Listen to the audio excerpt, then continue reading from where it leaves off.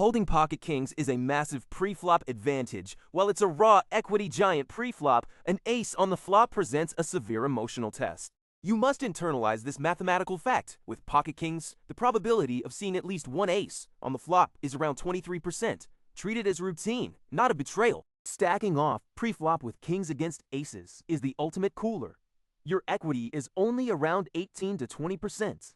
In cash games, this is a tax you must pay. Holding two kings reduces your opponent's possible A-K combinations from 20 to 12. This significantly lowers the chance of them holding top pair on an ace flop. When action folds to you, always open raise to a standard size from early position. Never limp trap to bleed equity or invite multi-way nightmares. From middle position or cutoff, pocket kings are a dream 4-bet value hand. Opponents 3-bet wider, meaning their ranges contain worse pairs and suited high cards. The button is the high-yield seat for pocket kings. Against blind 3-bets, small 4-bets build the pot, while occasional flats trap their air. 3-bet aggressively from the small blind. In the big blind, re-raise open raises, and if faced with a 4-bet at 100 big blinds, go all in. Out of position, 4-betting is superior as it denies equity to speculative hands. In position, flatting can be a strong exploit against aggressive players. Trapping preflop with kings suffers from multi-way equity loss, missed value, and bad reverse. Implied odds against set minors. Default to raising. When an ace lands on the flop, stay calm. Classify the texture precisely. Dry rainbow boards like a -7, -2 allow a much different line than wet ones.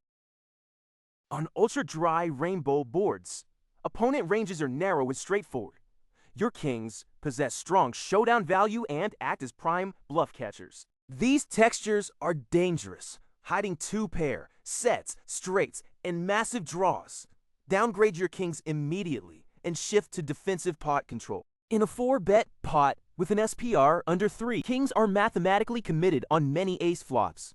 Deep stack single raise pots require caution. If you choose to bet, prefer a small size like 1/3 pot or less.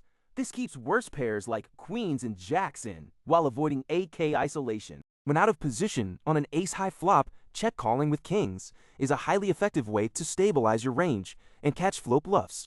If the turn completes a flush or adds a second Broadway card that completes straights, hit the brakes. Never let preflop bias dictate postflop stack-offs. Facing a river barrel, never call based on pride. Only call if the opponent's line makes sense as a missed draw and they are prone to over-bluffing. On clean, non-ace high boards, you are in the value-driving business. Bet frequently and with decent sizes to charge weaker pairs and draws. Even without an ace, connected wet boards are filled with straights, 2 pairs, and monster draws. Play cautiously with deep stacks. In cash games at 100 big blinds, preflop folding is out of the question. Build massive pots preflop and print money against worse. Near pay bubbles, final tables, or satellite lock zones, survival equity changes the math. Against rock players, preflop folding becomes thinkable. The 3 biggest leaks are panicking on ace flops, refusing to 4-bet preflop due to cooler anxiety, and blindly paying off riverbeds. Elite players combine 2 traits: aggressive preflop confidence and the immediate emotional willingness to downgrade to a bluff catcher postflop.